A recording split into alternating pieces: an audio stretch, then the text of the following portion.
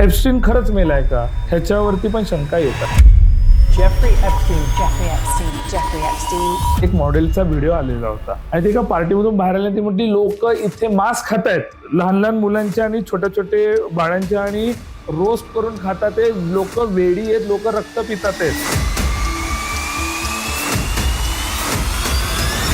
एप्स्टीनने लोकांना पाप करायला लावली आणि ती पाप करताना त्यांनी हिशोब ठेवला नाही. Some 3 million files. एप्स्टीन बद्दल जेवढा केवढा तू रिसर्च केलाय त्यानंतर तुला असं कधी वाटलं की ह्याच्यापेक्षा भयंकर काहीच नसू शकत? 2 कोंबड्या आहेत ज्यांना पूर्ण त्यांची स्किन काढण्यात आलेली आहे, डिस्किन करण्यात आलं आहे, आणि मध्ये एक बाळ आहे 6 महिन्याचं. तुला अशी कुठली गोष्ट वाटली की जिथे वाटलं की एप्स्टीन किती क्रूर असू शकतो हे तुला लक्षात आलं त्या एका प्रकरणामध्ये? ज्या 17 वर्षाच्या मुलीने आरोप लावले की ती बोलली की ओरल कसं करायचं ह्याची ती ट्रेनिंग मला ह्या बाईने दिली आहे. ह्याच्यामध्ये काही एवढ्या भयानक केसेस आहेत ना सूरज, की लोक डोक्याला हात लावतील की जगातला सगळ्यात श्रीमंत माणूस पुण्यात येतो आणि पहिल्यांदा बुधवार पेठेत जातो. Exactly Bill Gates, Elon Musk, त्याच्यानंतर Bill Clinton, Donald Trump, Anil Ambani, भारताचे एक खूप मोठे मिनिस्टर आहेत. कुठल्या पक्षाचे आहे ते मिनिस्टर? कमळाबाईचे. आपण महाराष्ट्रात राहतो. ह्या एप्स्टीनशी मराठी माणसाचं कुठल्या कनेक्शन होतं का रे? त्याच्या काळ्या लाईनी बोलले ना, पट्ट्या मारल्यात, त्या गायब व्हायच्या. टॉप टिअरचे 3% लोक ज्यांना एप्स्टीन कंट्रोल करतोय, पण एप्स्टीन म्हणतो की देअर इज समवन ज्याला मला पण काउंटेबल राहायचंय. आता सगळ्यात धक्कादायक प्रश्न, एप्स्टीन आणि नरेंद्र मोदी यांचं काही कनेक्शन आहे?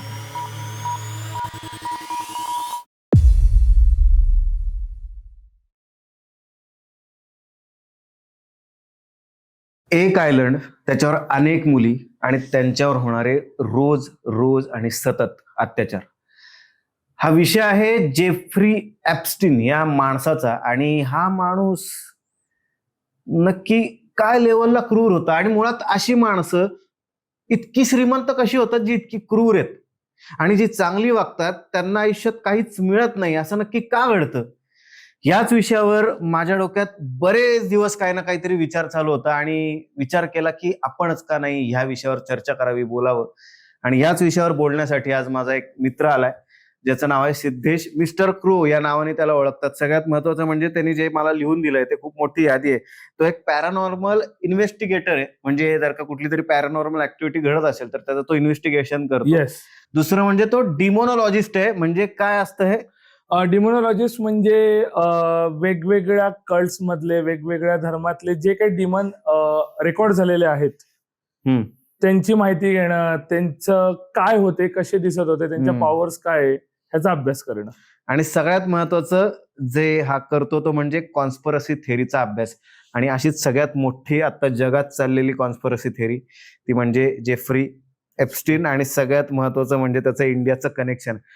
माझा दावा आहे की या व्हिडिओमध्ये तुम्ही ते ऐकणार आहात जे आजपर्यंत कधीच ऐकलं नाही, कारण की या व्हिडिओत आम्ही सांगणार आहोत की या एप्स्टीनचं नक्की भारत कनेक्शन काय, आणि सगळ्यात वाईट गोष्ट म्हणजे की या एप्स्टीनचं कुठल्या नेत्यांशी आणि कुठल्या बिझनेसमॅनशी कनेक्शन आहे.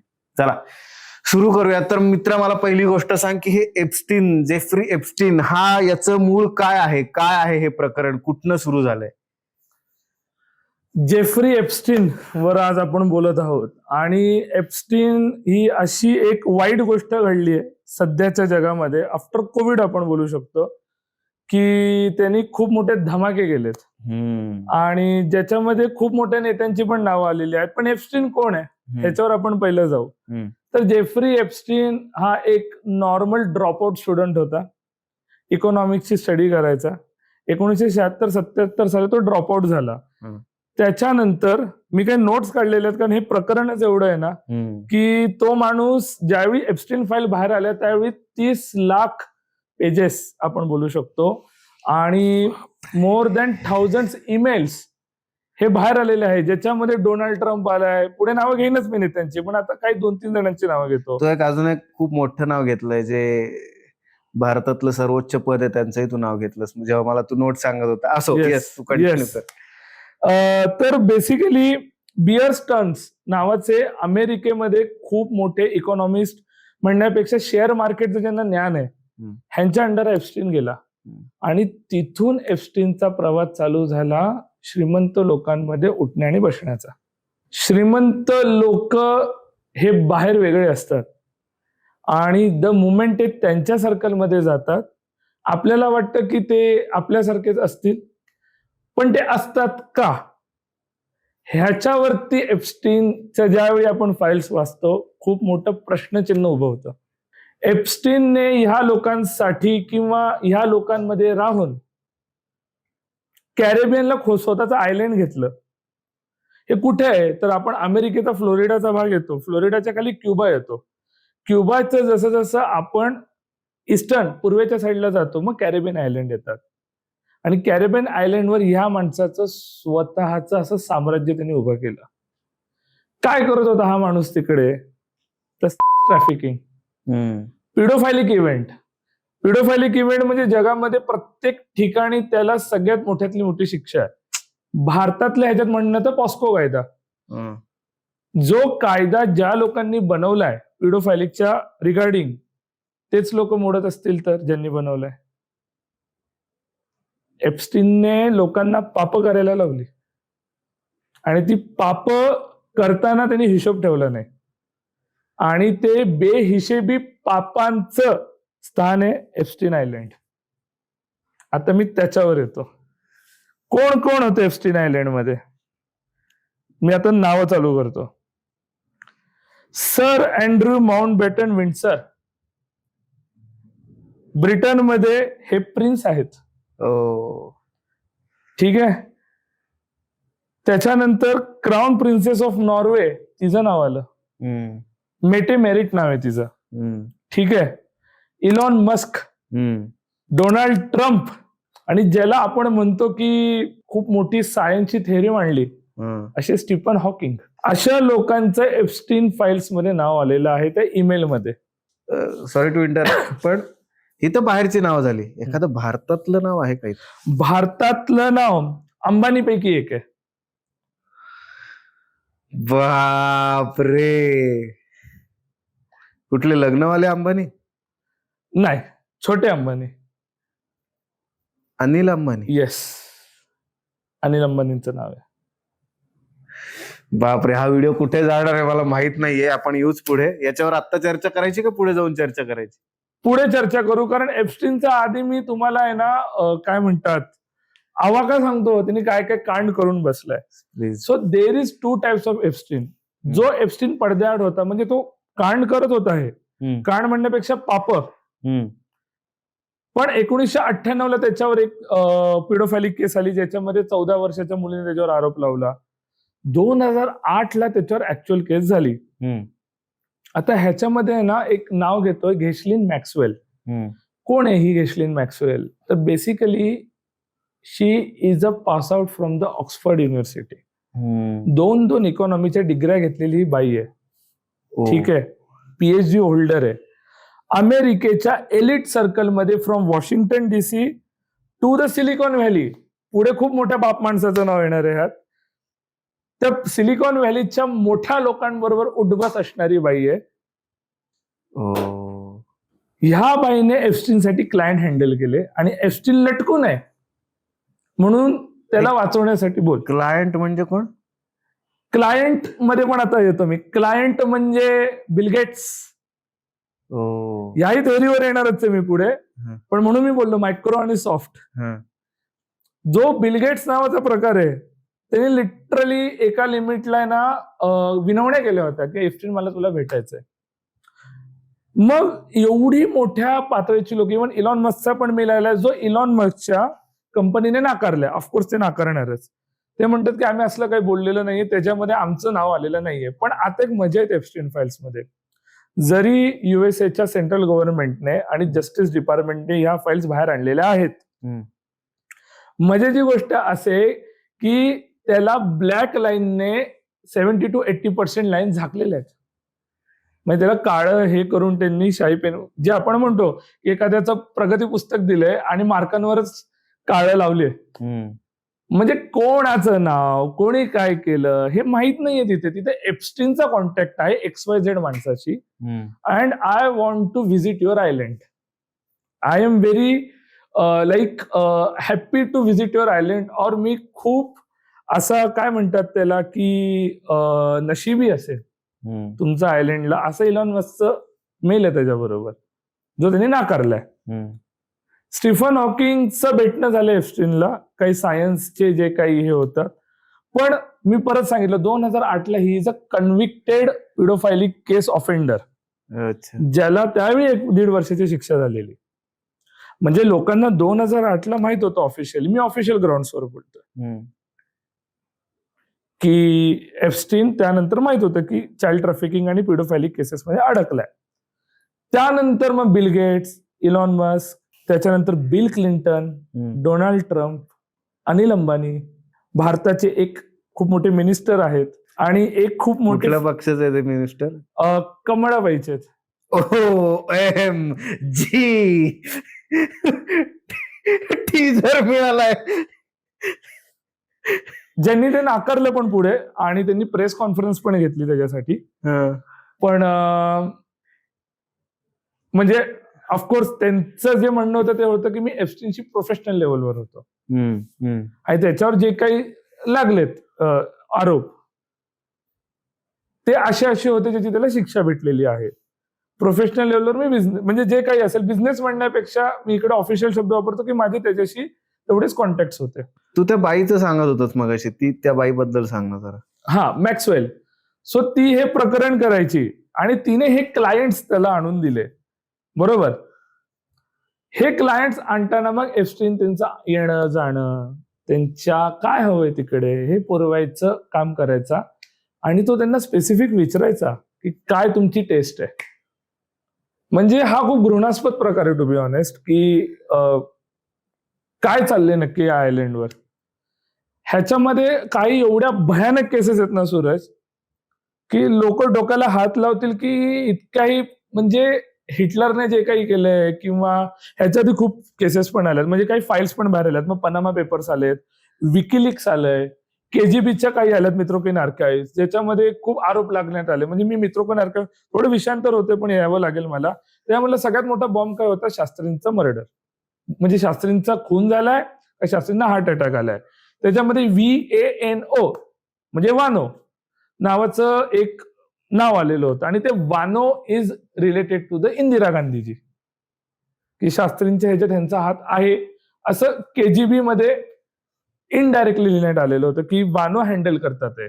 पण पुढे असं कोणतेही प्रकरण नव्हतं असं आपलं त्यावेळीची गव्हर्नमेंट साईड बोललेली होती. तसंच आता आपण एप्स्टीनकडे येऊ. एप्स्टीन फाईल जशा बाहेर आलेल्या, जसे KGB आले, त्याच्यामध्ये खूप साऱ्या ब्लॅक लाईन्स आहेत.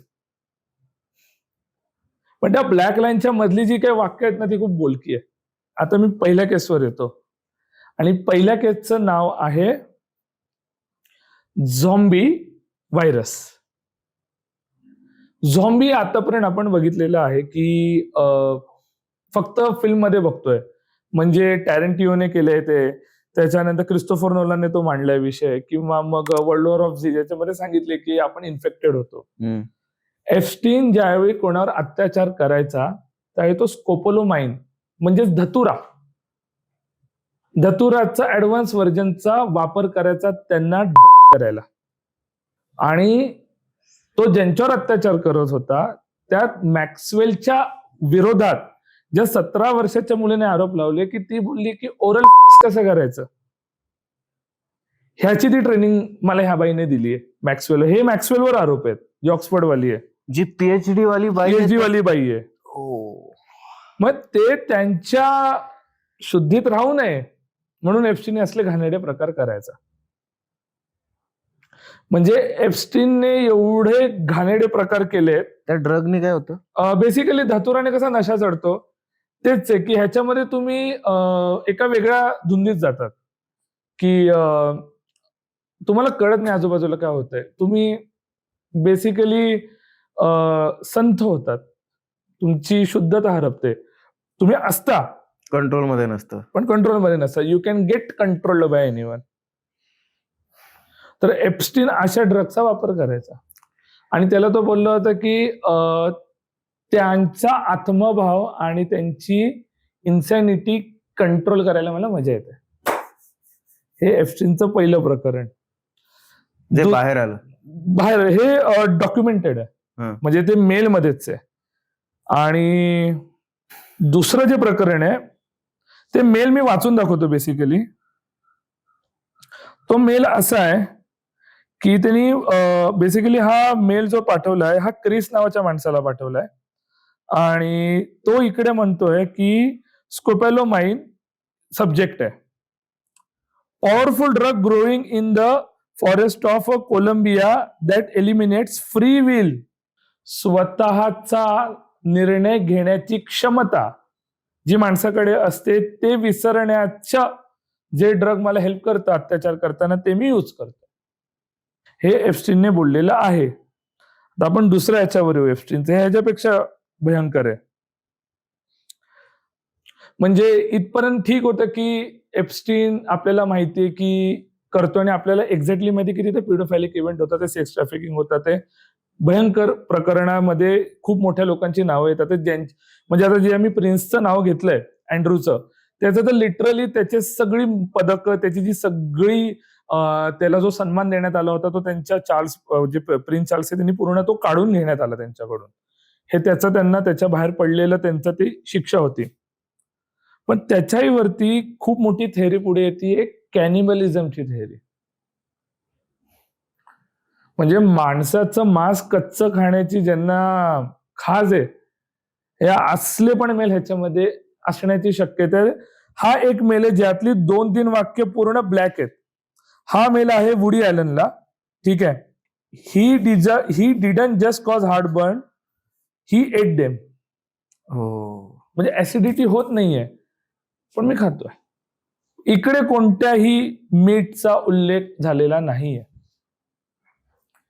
पुढचं, because you also it the bones providing fibre. हे एवढंच वाक्य आहे, वुडी ॲलनलाच आहे. 2018ला पाठवलेलं आहे 7 ऑक्टोबरला 5:05 24 सेकंदावर. हे आहे युनायटेड स्टेट्स मधून त्याचं झालेलं कॉन्व्हर्सेशन. आता इथे हे समजण्याची गोष्ट आहे की एप्स्टीनचे काही इमेजेस पण बाहेर आल्यात. देअर इज अ क्वेश्चन की ते AI जनरेटेड आहेत का कशा आहेत, पण माणसाची आतडी बाहेर आलेली आहेत आणि ती टेबलवर ठेवली आणि लोक बसलेत खायला. आणि दुसरं एक आले की 2 कोंबड्या आहेत ज्यांना पूर्ण त्यांची स्किन काढण्यात आलेली आहे, डिस्किन करण्यात आलं आहे आणि मध्ये एक बाळ आहे 6 महिन्याचं. मग ही जी कॅनिबलिझमची जी थेअरी आहे ही इकडे येण्याची जास्त शक्यता आहे. हे बाळ जिवंत आहे काय? ते बाळ पूर्ण कुक केलेलं होतं असं ते फोटोत आहे, पण त्याच्यावरती पुष्टी आलेली नाहीये की it is real or not. कारण एप्स्टीन फाईल मध्येच एवढे लाईनी ब्लॅक केलेले आहेत की आता वुडी ॲलन माहिती कोण आहे, पण वुडी ॲलन हे नाव माहिती पण तो कोण आहे अजून माहित नाहीये ना. सो ते जी नाव आहे ती बाहेर आलेली नाहीत अजून. एप्स्टीनने मेल केलेले तेवढंच बाहेर आले. बेसिकली सब्जेक्ट आणि मसुदा, टू व्होम हे आलेलं नाहीये, कोणाला केलंय. आता ते का करत नाही युएसएचं गव्हर्नमेंट मला माहित नाही. आणि ऍट देन तुम्ही हाही विचार करा की 2019ला एप्स्टीनने आत्महत्या केली आहे जेलमध्ये. सो एप्स्टीन मेल्यानंतर एप्स्टीनला माहित असलेल्या गोष्टी गेल्यात.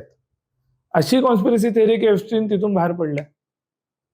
कारण ज्या माणसाचं डोनाल्ड ट्रम्प बरोबर आहे आणि बिल क्लिंटन बरोबर आहे, कारण हिलरी क्लिंटनचं सरकार त्यावेळी होतं, म्हणजे जो बायडन. मी 2019ची गोष्ट करतोय. आणि जिचा नवराच त्या ह्याच्यामध्ये डायरेक्ट ऑलरेडी एका पॉर्नस्टार बरोबर बिल क्लिंटनची ऑन रेकॉर्ड 95 साली झालेली प्रकरण होती. मग एप्स्टीन खरंच मेलाय का ह्याच्यावरती पण शंका येतात. Oh my God. मग ह्या एप्स्टीन बद्दल जेवढा केवढा तू रिसर्च केलाय त्यानंतर तुला असं कधी वाटलं की ह्याच्यापेक्षा भयंकर काहीच नसू शकतं, काही भयंकर गोष्टी ज्या ऐकवणार नाही? ठीक आहे, आता तू बोललायस म्हणून मी ही गोष्ट घेतो. So basically there is a one theory in a conspiracy, the big boule theory. Big boule theory काय मी तुला सांगतो. बिग बुल थेअरी म्हणजे शेअर मार्केट माहित असेल खूप जण. देर इज अ बियर जो मार्केट खाली आणतो आणि बुल जो वर आणतो. अमेरिकेमध्ये आता 2 बिग बुल आहेत, ऍक्च्युअली 3 आहेत. टिम कुक ऍपलचे, ठीक आहे. दुसरा इलॉन मस्क टेस्लाचा, आणि जो तिसरा आहे तो आहे बिल गेट्स, जो स्वतःला एंटरप्रेन्योर म्हणतो. आणि there are so much hate lobby for the Bill Gates in USA itself. ठीक आहे. बिल गेट्सचे पण खूप आलेली आहेत ईमेल्स. त्याच्यामध्ये त्याचा एक वर्कर, आता तूच म्हणशील काय चाललंय नक्की, मी बिल गेट्सचं पहिलं काम सांगतो. म्हणजे बिल गेट्सने फक्त डॉली तो चायवाला आहे, ते टपरीवर जाऊन चहा पिला एवढं काम नाही त्याचं इंडियात. त्यांनी खूप कामं केली आहेत.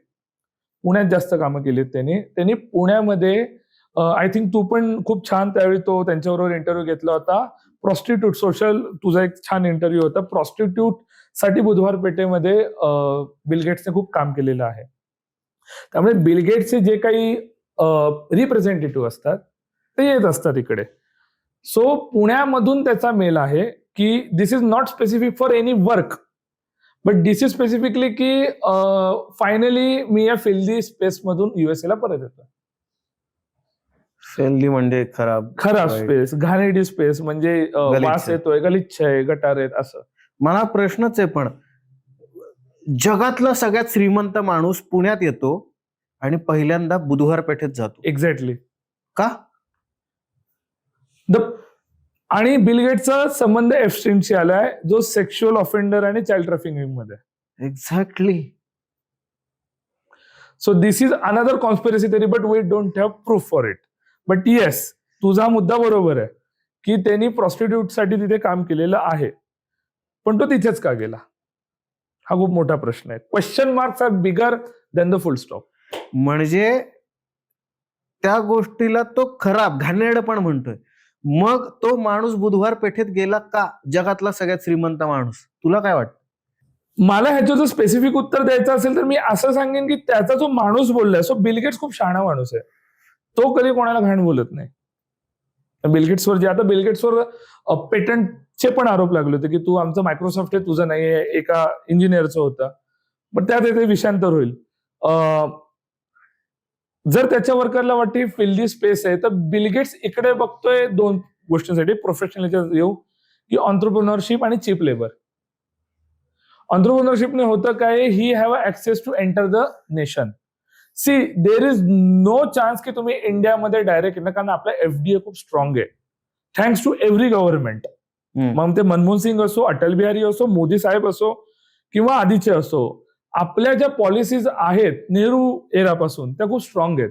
हे म्हणणं का गरजेचं आहे, कारण आपल्या आता जे काही ऑडियन्स आहे त्यांना पॉलिटिक्स समजणं गरजेचं आहे की कोणता पण ज्यावेळी बिझनेसमॅन इंडियामध्ये पाऊल टाकतो त्यावेळी तो इंडियन इकॉनॉमीशी नाही डील करत असतो, त्याला हवं असतं 150 कोटीचा बाजार.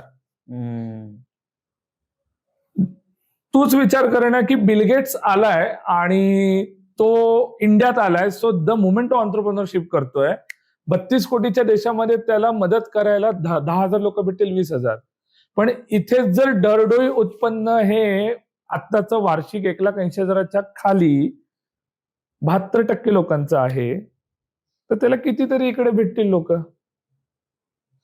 28% लोकांच्या हातात आपल्या देशामध्ये कॉन्सॉलिडेट मालमत्ता आहे. त्यातल्या 3% लोकांमध्ये ती 25% आहे, ज्यातल्या एका साहेबांचं नाव ह्यात आहे, अनिल अंबानींचं. त्याच्यावर मी पुढे येतो. बिल गेट्सचं दुसरं काय प्रकरण आहे जे भंजाळून सोडतं, जे ह्याला पण इंटरलिंक्ड आहे. सो हा जो विषय तो इंटरलिंकच होत जाणार आहे पुढे, की ABCD टू झेड आहे, आज A टू झेडच सांगणार आहे. आता Bill Gates is the middle point for this conversation. जिनिवाला 2014ला एक पॅन्डेमिक रिलेटेड कन्व्हेन्शन झालेलं होतं आणि त्याच वर्षी डॉक्टर क्रेप नावाचा एक रॅपर आहे, त्यांनी कोविडवर आणि ग्रेगोरियन कॅलेंडर रिलेटेड एक रॅप केलेलं होतं. ग्रेगोरियन कॅलेंडरवर मी नंतर येईल, पहिलं कोविडवर बोलू आपण. त्यांनी प्रेडिक्ट जे केलेलं होतं ते एक्झॅक्ट झालं 2019, 20 आणि 21. 2016ला आधीच कोरोनाचं रॅप, 14ला 2014ला येस कोरोनाचं रॅप लिहिलं गेलंय. येस जेव्हा की कोरोना आला तेव्हा 2019-20 चालू होतं. येस. आणि त्याच वेळी जिनेवाला पॅन्डेमिकचं कन्व्हेन्शन झालं होतं 14 आणि 15ला. त्याच्यामध्ये बिल गेट्स साहेब होते. बिल गेट्स असणारच, कारण Bill Gates is a entrepreneur. पण बिल गेट्सचे खूप छान मेल गेलाय खूप प्रसिद्ध माणसाला, none other than Jeffrey Epstein. OMG. ते बोलले होते की आपण ह्या रिलेटेड त्यांचं बायोनेट नावाचं कंपनी आहे जे फायझरला नंतर सपोर्ट केलं. हे 2018-19 आहे, पण मधल्या कालखंडात येऊ आपण. मजा असं आहे की बिल गेट्स एप्स्टीनला बोलतो की आपण असं काहीतरी बघू क्रिएट करायला की जे पॅन्डेमिकला हेल्प करेल. मग ह्याची तयारी आधीपासूनच चालू होती का? इबोलाचा त्यावेळी आउटब्रेक होता. इबोलाला रेमडेसिवीर वापरण्यात आलं. Remdesivir is a drug which is use for Ebola. पण त्याची सगळ्यात खपत ही कोविडमध्ये झाली 2021ला, ज्यावेळी तो व्हायरस अल्फा झाला. जो बीटा होता 2019ला नॉर्मल व्हायरस होता, पण 21ची तू वेळ बघ. म्हणजे असं म्हणतात ससूनमध्ये प्रेतं ठेवायला जागा नव्हती. मी पुण्याचं सांगतो, मी पुण्यात बघितलंय. मला स्वतःला कोविड झालेला होता. मग ह्या पोझिशनमध्ये रेमडेसिवीरने खूप लोकांना हेल्प पण केली आहे, because that is anti viral drug. मग specific virus which is related to the bat family. आणि मग त्याच्यामध्ये आणखीन एक थेअरी येते की this is very big conspiracy theory from world war, की इल्युमिनाटी, मी येणार आहे त्याच्यावर पुढे. इल्युमिनाटीमध्ये असं म्हटलं जातं की Russia is the bear, China is a rat and India is the monkey. Let's use them in a lab. So we are the one जे टेस्ट करण्याचं केंद्र आहे का? म्हणजे आपण काही सायंटिफिक काय म्हणतात प्रयोग तर नाही हो ना, विज्ञानाचे प्रयोग. तर मला असं वाटतं की त्यांच्यासाठी we are the biggest lab. Bill गेट्सचं बुधवार पेठेत जाणं हे कशासाठी असू शकतं, हे याचा विचार करूनच मला आता तुझ्या एका वाक्यातनं कळलं की आपण जेवढा विचार करतो तेवढं सोपं नाहीये. इंटरलिंक. हे इंटरलिंक एवढं आहे ना की त्यांनी स्वतःच एक मॅट्रिक्स वेब तयार केलंय. आता ह्यांच्या मॅट्रिक्सच्या मूळ गाभ्यातच येऊ आपण, म्हणजे बिल गेट्सच्या. बिल गेट्स त्याला पुढे म्हणतोय की आपण XYZ हे करू आणि पुढे आपण ह्याच्यावर करू. एप्स्टीन म्हटलं चालेल, I will also connect with another nations. मग ते नेशन्स कोण? USA, इस्रायल, त्याच्यानंतर युरोपियन युनियन मधले काही देश होते. मग चायनाला का बोलले दिस इज अ वुहान व्हायरस? मग चायनाची एक थेरी बरोबर येते की कदाचित इटलीत हा व्हायरस आला. आणि सो बेसिकली फर्स्ट 0 पेशंट आपण बोलतो, मग तो 0 पेशंट हा इटलीचा असेल असं चायना बोललंय, तर त्यालाही तथ्य आहे ना. पण त्याच वेळी डोनाल्ड ट्रम्प काय म्हणत होता, नाही हा चायना व्हायरस आहे. एवढी घाई का चायना व्हायरस बोलायची? Now if you see Donald Trump is targeting परत 3च नेशनला. द 3 ब्लॉक्स आर रशिया, आणि प्लस पॉईंट कसा आहे, रशियानंतर चायनानंतर इंडिया येतोय. जर हे तिघे एकत्र आले, चायना ऑलरेडी 20 ट्रिलियनवर आहे, रशिया 1.5 ट्रिलियनवर आहे आणि इंडिया 5 ट्रिलियनच्या आसपास झालाय. 26 ट्रिलियन, अमेरिका 22 ट्रिलियनवर आहे. हे महत्वाचं नाही, लोकसंख्या महत्वाची आहे. पुढे जर ह्या भारताला प्रॉमिसिंग आणि कॅल्क्युलेटिव्ह जर इकडे इन्व्हेस्टमेंट झाल्या आणि लोकांनी तसे कृती केल्या, तर इंडियाला सोपं आहे रे 15-16 ट्रिलियन आरामशीर जाणं. मूळ मुद्द्यावर येतो की त्याच वेळी जास्त आउटब्रेक आपल्याच देशात का झाले? युरोपमध्ये झालेत, पण आता जिथूनच शंका तिथून आकडे उत्पन्न करणं, म्हणजे जे कोविडचे आकडे ते वर्डप्रेसवर येतात, त्याच्यावरती सगळे आकडे येत होते, तेही तिकडचंच आहे. गुगल तिकडचंच आहे, नॅव्हिगेशन सिस्टीम तिकडचीच आहे. हा एप्स्टीन नक्की काय, म्हणजे गरीब घराण्यातनं येतो, श्रीमंत घराण्यातनं येतो, प्रिव्हिलेज काय नक्की कुठून येतो, हे काय? एप्स्टीन वेल टू डू फॅमिलीतून होता, पण फेल्युअर होता. अच्छा. आणि अकॅडमिक फेल्युअर होता, ज्याला पुढे चान्स भेटला in finance marketing, finance sector, जिथे त्याचे कनेक्शन्स होत गेले आणि डोक्याचा उलटा वापर केला त्याने, आणि तो एवढा पुढे आला. तर हे एप्स्टीन आहे. आणि अगणित मालमत्ता भेटली त्यानंतर. म्हणजे he is a channel between nations powerful people. ही छोटी गोष्ट नाहीये की USA म्हणजे जेवढ्या पॉवरफुल लोकांच्या जवळ जाऊन त्यांना आयलंडवर आणणं आणि त्यांच्यासाठी पार्टी ऑर्गनाईज करणं आणि पार्टीमध्ये हवं ते देणं. मी परवा एक नेटफ्लिक्सची सिरीज बघत होतो, त्यात पण असं आहे की तो इतका ऍडिक्ट होता आणि या सगळ्या गोष्टी करायचा की एकदा त्यांनी त्याच्या प्रायव्हेट जेटमध्ये 25-26 जण बसवली होती आणि तिथे ती बसलेली असताना सुद्धा त्यांनी हवं त्या मुली सोबत, हवं त्या मुलीला घेऊन तिकडे तो तिच्या बरोबर फिजिकली ऍक्टिव्ह होता, मग पूर्ण न्यूड आणि हे सगळं अशा बऱ्याच गोष्टी येतात. हे सगळं ऐकत असताना मला प्रश्न पडला, तुझ्या रिसर्च मध्ये तुला अशी कुठली गोष्ट वाटली की जिथे वाटलं की एप्स्टीन किती क्रूर असू शकतो हे तुला लक्षात आलं त्या एका प्रकरणामध्ये? तू जे बोललायस ना, म्हणजे मी अत्याचार असतो, पण ते अत्याचाराची तुझी जी लेवल आहे ना, ती मी म्हणेल की नथिंग कम्पेअर टू दिस, जे आता मी सांगणार आहे. ओके. म्हणजे एखाद्या लहान मुलांवरती हा सगळ्यात मोठा पाप आहे, या जगातला सगळ्यात मोठा सीन आहे, की एखाद्या राक्षसी वृत्तीचा माणूस, म्हणजे राक्षस पण कमी पडतील, अत्याचार करताना ती मुलगी तिच्या आराध्याचं नाव घेते, जे जीजस आहे, आणि तो म्हणतो की अरे ही जीजसचं नाव घेतेय. तर मी मेल वाचून दाखवतो, त्यावेळी लोकांना कळेल. हा जो मेल आहे एप्स्टीनचा, हा मंगळवारचा आहे, 19 जुलै 2011चा, 10:20 रात्रीच्या PM, 10 PM 20 minutes 22 seconds PMचा आहे. ह्याच्यामध्ये ज्याला पाठवलंय ते पूर्ण ब्लॅक आहे, कोणाला पाठवलंय ते सांगितलेलं नाहीये. Of course the oh Jesus I am coming trick on Tuesday July 19, 2011 at 6:18 PM मी हे केलंय, हे तो बोलतोय. ह्याच्या पुढे त्यांनी ह्याच्यापेक्षा भयानक लिहिलंय, सेम 1 तासाने मेल पाठवलाय. She felt God presence next to her when she was in a bed with me. She knows that Jesus watches over her and he help save her life. Whoops, but I am the real God. म्हणजे Epstein असं म्हणतात की ज्यावेळी त्या मुलीवर अत्याचार करत होता, तिला आणखीन ट्रॉमटाईज करण्यासाठी त्यांनी तिकडच्या लोकांना जीजसचे सारखं करायला, म्हणजे कपडे घालायला लावले, आणि त्या मुलीला त्यांनी त्रास दिला. हे ओ, येस, म्हणजे जे कोण तिच्यावर अत्याचार करत होते त्या सगळ्यांनी जीजसचा पहिराव करून तिच्यावर अत्याचार. एप्स्टीनने केलं, हे स्वतः जीजसचं केलं, आणि तो बोलला होता की हु इज पॉवरफुल नाव. आणि this is the case which is related to the minor victim, not कोणाबरोबरही असून दे, पण दिस इज खूप मोठं केस आहे ही, की एखाद्या मायनर बरोबर ज्यावेळी तुम्ही करता ते, आणि तिकडून जे बाहेर आलेले जे आहे की ही कॉन्स्पिरसी थेअरी नाहीये, दिस इज व्हॉट जे मेलमध्ये तेच मी सांगतोय. आणि त्याच्यावर हा आरोप लागण्यात आला की त्यांनी पुढची पण पातळी गाठली, की तो जीजस स्वतः बनला आणि त्यांनी तिला त्यात छळलंय की आता कुठे जीजस, आणि ती म्हणते नाही, तो मला प्रोटेक्ट करेल. म्हणजे ती मुलगी एवढी असहाय झाली की त्या आयलंडवरून तिला बाहेर पडता येत नाही.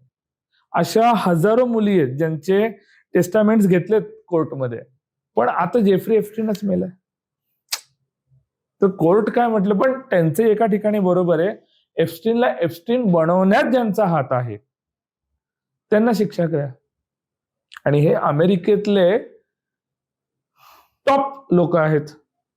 मग या टॉप लोकांना, ज्यात डोनाल्ड ट्रम्पचं पण नावे येणार का त्या काय म्हणतात कायद्याच्या कचाट्यात, तर हा विचार करण्यासारखा आणि गांभीर्याने लक्षात घेण्यासारखा प्रश्न आहे. आपण खूप ब्लंट व्हिडिओ करतो म्हणून मी तुला हा प्रश्न विचारतोय. मला माहित नाही या व्हिडिओ नंतर काय होईल, मला कुठले मेल येतील, मी याचा आता विचार करत नाही, याचा फरक पाडून घेत नाहीये. पण मला तुला ब्लंटली विचारायचंय, ह्या एप्स्टीनशी रिलेटेड काही भारतातली नावं आहेत का? आणि मी असं ऐकलंय त्याच्यामध्ये अदानी, अंबानी आणि मोदी हे सुद्धा नाव आहे, हे खरं आहे का? येस, आहेत, आणि जे डॉक्युमेंटेड आहेत तेच मी बोलणार इथे. आणि म्हणूनच मी परत नोट्स मध्ये जातो. तर इंडियन कनेक्शन काय आहे मी क्लिअर कट सांगतो. सो एप्स्टीन आणि अनिल अंबानी हे रेग्युलर कॉन्टॅक्ट मध्ये होते according to the Epstein file from 2017 to 2019. इकडे ही गोष्ट लक्षात घेण्यासारखी आहे की 2008ला एप्स्टीन कन्व्हिक्टेड होता, ज्याचा अर्थ हा आहे की अंबानींना क्लिअरली माहिती एप्स्टीन कोण आहे, राईट? आता मूळ मुद्द्यावर काय झालं डिस्कशन. अंबानींना एप्स्टीनची मदत लागत होती त्यांचा डिफेन्सचा बिझनेस वाढवण्याला. फॉर इन्स्टन्स, त्या प्रकरणापुरतं बोलू की एक मेल असं की एप्स्टीननी त्यांच्यासाठी मध्यस्थी करावी इस्रायलचे त्यावेळीचे जे PM होते इहूड बराक बरोबर. त्याच्यानंतर परत 2017ला आणखीन एक मेल आहे की अनिल अंबानीला एप्स्टीनच्याकडे मदत हवी होती regarding again business, where Ambani म्हणत होते एप्स्टीनला की David Petraeus, retired general of US army, यांना भारतामध्ये पाठवा अँबॅसेडर म्हणून. डिफेन्स डील बद्दल हे एप्स्टीनला कसं माहिती? त्यावेळी अंबानींकडे काही गोष्टी होत्या ज्या डिफेन्स डीलच्या होत्या. अजून पुढे येऊ, हे खूप महत्वाचं आहे. In March 2017 Ambani claim Delhi leadership wanted help to meet Trump son in law Jared Kushner and Steve Bannon. Steve Bannon हे नाव खूप महत्वाचं आहे. स्टीव्ह बॅनन इज अ फार राईट आयडिओलॉज. प्रचंड उजव्या मतसरणीचा असलेला माणूस म्हणजे Steve banner. He also claimed leadership wanted assistance for a Modi visit to Washington DC. आता मोदींचं नाव आहे, मग लिडरशिप कोण? अजून येऊ पुढे.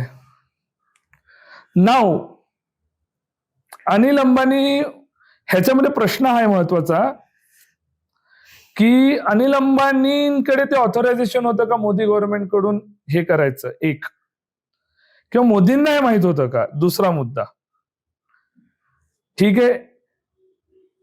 What is clear is that Ambani position himself as a back channel and Epstein referred to Ambani as Modi's man. अजून थोडं पुढे येऊ. In correspondence with someone name Jabor Y, हे कोडवर्ड वरलीच नाव असणार. एप्स्टीन, आता हे मोदी साहेबांबद्दल आहे. Epstein wrote that Modi danced and sang in Israel for the benefit of the US president. He claimed that Trump's strategy had worked. आता ह्याच्यावर आपला take काय होता गव्हर्नमेंटचा ते सांगतो. The Ministry of External Affairs had dismissed these emails, calling them trashy ruminations by a convicted criminal. म्हणजे जरा थोडस एक ह्याचं मी सांगतोय की जेबर वाय नावाचा माणूस होता ज्याने एप्स्टीन बरोबर बोलत होता. तर एप्स्टीन तिथे म्हणतोय की ट्रम्प सक्सेसफुल झाले मोदींना इस्रायलमध्ये नाचवण्यात. नाचवण्यात म्हणजे शब्दशः अर्थ नाही घ्यायचे आपल्याला इथे, की खूप हिस्टॉरिक ती भेट होती ज्यावेळी मोदींनी इस्रायलला भेट दिली. ह्याच्या आधी इंडियाचा आपल्याला थोडं इंटरनॅशनल रिलेशन आणि ग्लोबल पॉलिटिक्सवर इथे बोलावं लागेल. आपला जो प्रो स्टान्स होता तो पॅलेस्टीनच्या बाजूने होता. ह्याचा अर्थ असं नाही की आपण तो चेंज केला, पण मोदींनी ते जे काय म्हणतात ती जी भिंत होती ती तोडली आणि त्यांनी डायरेक्ट इस्रायलला व्हिजिट केली, जसं इंदिरा गांधींनी क्युबाला केली होती कोल्ड वॉरमध्ये फिडेल कॅस्ट्रोच्या वेळी.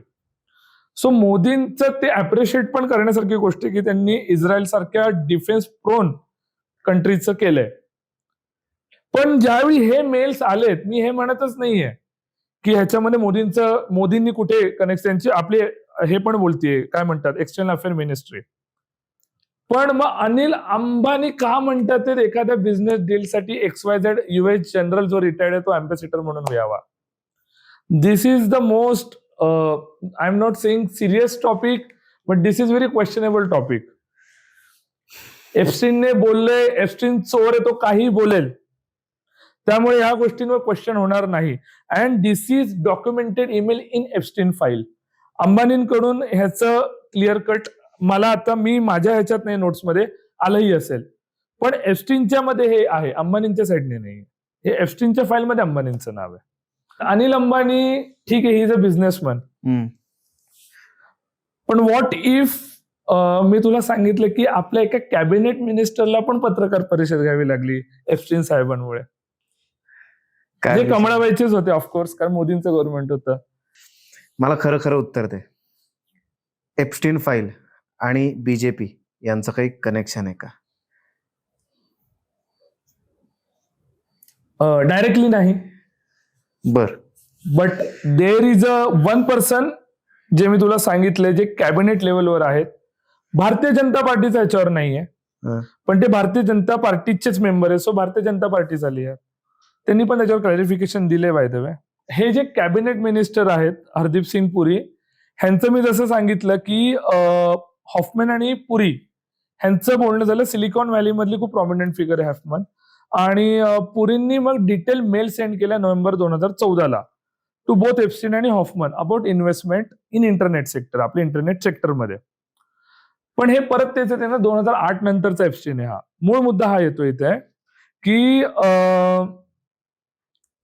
हे जे आहे त्यांनी मॅनहॅटनचं त्याचं जे घर आहे तिकडचं त्यांनी पत्ता मेन्शन केलाय. पण ह्यातलं जी पुढची लाईन आहे मेलमधली ती महत्वाची आहे की इन 2014 पुरींनी एप्स्टीनला लिहिलंय की ते एप्स्टीन त्याच्या एक्झॉटिक आयलंड वरून परत रिटर्न कधी येतोय. म्हणजे थोडक्यात त्यांना त्या आयलंडवर जायचं नव्हतं. आयलंडवर जायचं नव्हतं, पण त्यांना माहितीये की त्याचं एक्झॉटिक आयलंड आहे एप्स्टीनचा. सो पुरी नोज एप्स्टीनचं एक्झॉटिक आयलंड आहे. मग आपल्या देशासाठी डील हवी होती. नाही, सो पुरींनी जे पुढे सांगितलंय ते बोलली होती की this is a merely a business connections. अच्छा. त्यांनी पूर्ण पत्रकार परिषद घेतली आहे आणि त्यावेळी त्यांना वायर नावाचं जे आपलं नेटवर्क आहे त्यांनी पुरींना ब्लंटली क्वेश्चन केलं होतं की तुम्ही एक्झॉटिक ही टर्म का वापरली. त्यावेळी हे सगळं डॉक्युमेंटेड आहे. He said he may merely, हे इंग्लिश मधलं उत्तर द्यायचं मी मराठीत सांगेन. He said he may merely have repeated an adjective someone else used. म्हणजे दुसऱ्या कोणीतरी त्याला विशेषण, क्रियाविशेषण दिलेलं आहे ते मी वापरलंय एक्झॉटिक आयलंड बिकॉज ते कॅरिबियन आयलंड आहे. त्याच्यामध्ये काही माझं हे नाहीये, काय म्हणतात की बोलण्याचं तात्पर्य की दॅट इज नाहीये माझं. हा, स्ट्रेट फॉरवर्ड उत्तर होतं त्यांचं. ह्या एप्स्टीन आयलंडशी भारतीय माणसांचं डिरेक्ट काही कनेक्शन होतं का, किंवा कुठली माणसं आहेत जी या एप्स्टीन आयलंडवर जाऊन आली आहेत? एप्स्टीन आयलंडवर गेलेलं कोण नाहीये, पण हे जे कॉन्व्हर्सेशन होतं हरदीप सिंग पुरी साहेबांचं आणि अंबानीचं, that was technically on a business terms. म्हणजे त्याच्यामध्ये कोणतीही घाणेरडी गोष्ट नव्हती. हरदीप सिंग पुरी हे जे होते ते कुठेतरी बरोबर आहे तिथे की माझं त्याच्याशी प्रोफेशनल कनेक्शन आहे. पण एखादा माणूस कन्व्हिक्ट झालाय म्हणून त्यांच्यावर हे करण्यात आलं आणि त्यांचा एकच तो शब्द पकडण्यात आला एक्झॉटिक आयलंड, जो वायरने तो कोट अनकोट केला. पण पुढे रवी मंथांचं पण नाव आलं. रवी मंथा कोण आहे तर रवी मंथा ऍडवायझर झाले बीजेपीचे 2014ला. काय होतं त्यांच्यामध्ये ईमेल हे मी वाचून दाखवतो.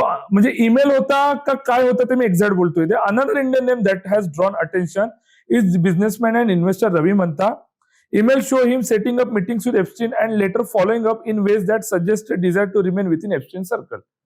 म्हणजे त्यांच्यामध्ये जे ईमेल झालेले आहे रवी मंथा साहेबांचे, त्याच्यामध्ये त्यांचं डिझायर की त्यांना एप्स्टीनच्या सर्कलमध्ये राहायचं आहे. परत काही चाइल्डचं वगैरे काही आरोपाचं नाहीये, पण हे 2014च आहे. आणि मग खूप महत्वाचं नाव येतंय Indian American author Deepak Chopra. Deepak Chopra आणि एप्स्टीन मध्ये जे काही कॉन्व्हर्सेशन आहे ते सुडो सायंटिफिक लँग्वेज मध्ये सेक्शुअल बँटर्स आहेत. इथे येतं sexual banter and then objectification of the woman. म्हणजे सुडो सायंटिफिक लँग्वेज म्हणजे काहीतरी सायंटिफिक मध्ये बोलायचं वे मध्ये, पण त्याच्यामध्ये सेक्शुअल बँटर द्यायचं. ठीक, जरा थोडंसं नीट समजून सांगू शकतो? त्याच्यामध्ये त्यांचं कोट अनकोट एक वाक्य आहे दीपक चोप्रा साहेबांचं, God is a construct, cute girls are real.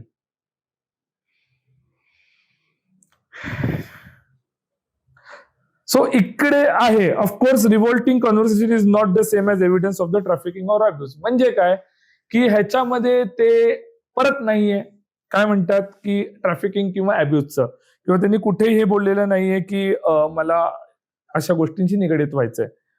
But Deepak Chopra साहेब आणि एप्स्टीन मध्ये असं कॉन्व्हर्सेशन आहे जे आपण बिलो द बेल्ट बोलू शकतो. हे आहे एप्स्टीनचं इंडिया कनेक्शन. आता सगळ्यात धक्कादायक प्रश्न, एप्स्टीन आणि नरेंद्र मोदी यांचं काही कनेक्शन आहे का? नाही, एप्स्टीन आणि नरेंद्र मोदींचं नाही, कारण आपल्या एक्सटर्नल जे मिनिस्ट्री आहे त्यांनी ते सांगितलेलं आहे. पण परत तेच येते की अनिल अंबानी चं नाव इंडिया मधला मॅन, म्हणजे आपल्याला इंडिया मधलं कनेक्शन कोण आहे तर हा. मग हे जे आता जस्ट चर्चा करतायत आणि मोदींना सुद्धा ह्यात गोवायचा प्रयत्न करत असतील कदाचित एका अर्थी, किंवा कनेक्शन जोडण्याचा प्रयत्न करत असतील. हे विदाऊट एनी एव्हिडन्स आहे आतापर्यंत जी चर्चा चालली. पॉइंट येतोय की एप्स्टीन फाईल्स मध्ये, मला आता इथे खूप क्लिअर टर्म्स वापरावे लागतील, की एप्स्टीन फाईल्स मध्ये कुठेही नरेंद्र मोदींनी एकतर एप्स्टीनला केलेलं नाहीये. Anil Ambani is a businessman. Hardeep Puri त्यावेळी रिटायर्ड ब्युरोक्रॅट होते, नंतर त्यांनी बीजेपी जॉईन केली, किंवा मंथा हे नंतर लेटर बीजेपीच्या ह्याच्यात आलंय. ह्याच्यामध्ये main focal point is a BJP हे दिसतंय. पण हे एप्स्टीन बोलले की अंबानी हा माझा माणूस आहे, किंवा हरदीप सिंग पुरी ह्या बिझनेससाठी माझा माणूस आहे, ह्याचं जर कनेक्शन असेल तर ते निग्लिजियंट आहे, म्हणजे नाही असं मी म्हणेन.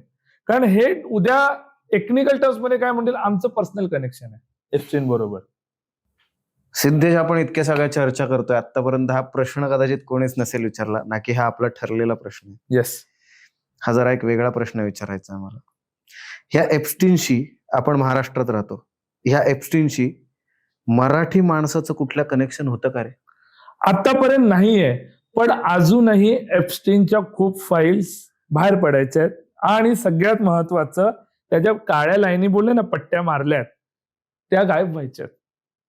So there is a chance, हे त्यांच्याच कडून बोलणं आलेले आहे, की there is a 2 to 3% documents which is related to India. तर महाराष्ट्र इज अ स्टेट, एक yes please. Maharashtra is a state which is near to 1 trillion economy. भारतातली सगळ्यात महागडी स्टेट आहे आपण, विच इज प्राईड आपल्यासाठी. करेक्ट. भारतातलं सगळ्यात आर्थिकदृष्ट्या मोठं शहर आपल्या महाराष्ट्रात येतं.